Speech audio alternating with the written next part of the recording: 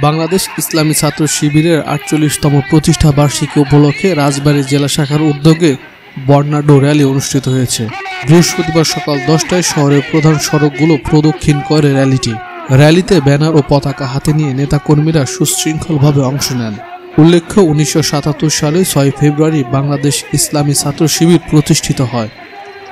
প্রতিষ্ঠার পর থেকেই সংগঠনটি শিক্ষার্থীদের নৈতিক ও আদর্শিক উন্নয়নের লক্ষ্যে বিভিন্ন কর্মসূচি পালন করে আসছে।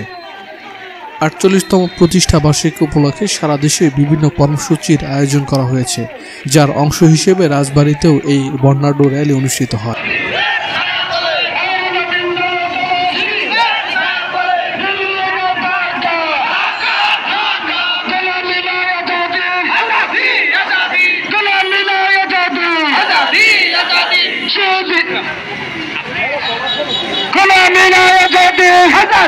आजादी अपस्नार संग्राम राम संग्राम अपस्नार संग्राम राम संग्राम शिबिर